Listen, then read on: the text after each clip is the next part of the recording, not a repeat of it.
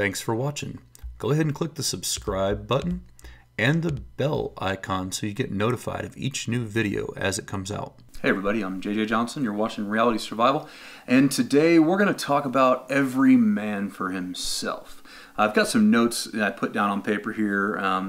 I watch a lot of, like Facebook groups and different prepper channels and all that kind of stuff to try to kind of keep abreast on, what the prepper community is saying and thinking, and the kind of feel for, what's going on.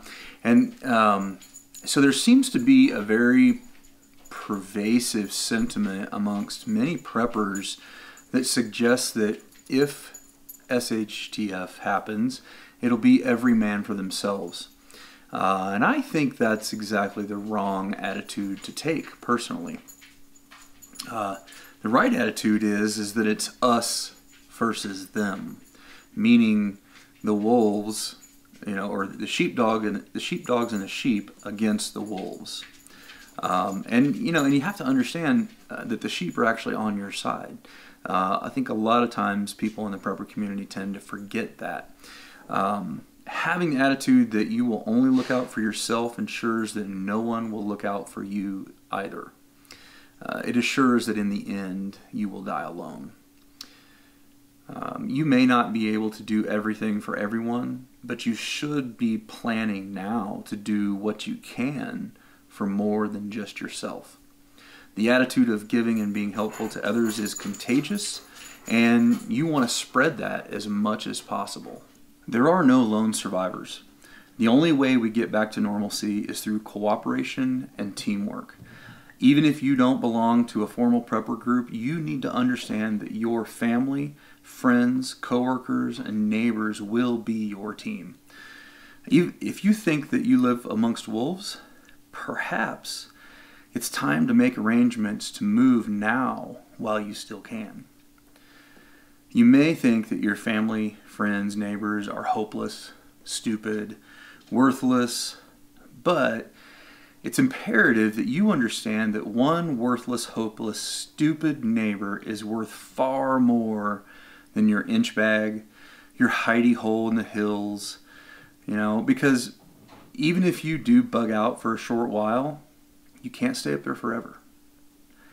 And you will have to return eventually. Having relationships now will make that return far more easy and less troublesome. People are the most valuable resource, so it's up to you to learn how to reach them, how to teach them, how to get them to understand the importance of working together. Because if you can't, they will form relationships with someone else. And those people might not be as noble as you are. People are tribal by nature, and they will always group up and work together. That's a constant.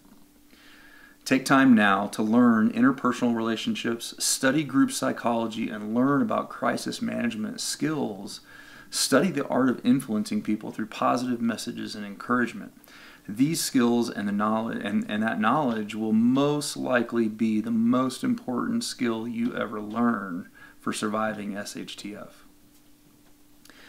You need to prepare yourself for a leadership position, because there's a very, very high likelihood that if something ever happens, you will be situated to be a part of the solution.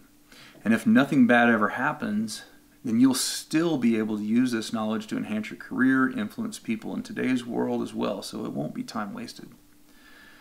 If you have no friends, and all of your neighbors look at you as though you're an outcast, maybe it's time for some self-reflection. Are you the wolf? Do you actively spend time trying to get to know people around you? Do you go out of your way to help those in need around you?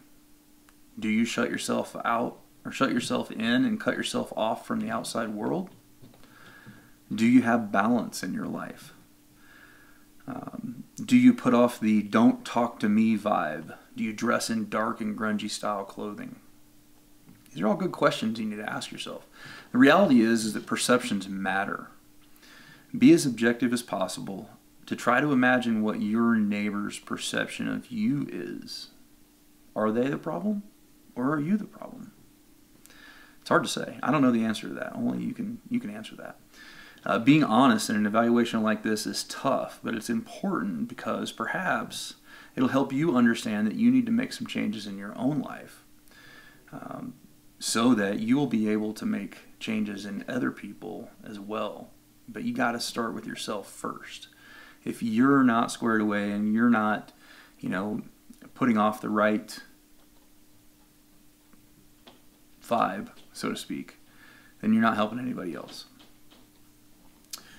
The bottom line is that we all live in this world together, and if things someday fall apart, then we will all rebuild things together as well.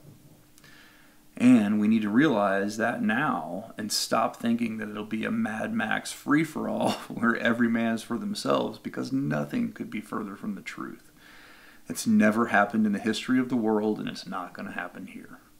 Rebuilding always takes place, and it always takes place as part of a community together. Sometimes it doesn't go well, but it's still people grouping up together.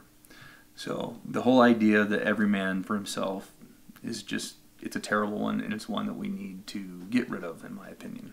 Anyway, I'd be curious to hear what your thoughts are about this. And, as always, I definitely appreciate it when you click the thumbs up button, when you share it with your friends on Facebook and Twitter, and don't forget to live the 6 Ps. Proper prior preparation prevents poor performance. Stay safe, guys.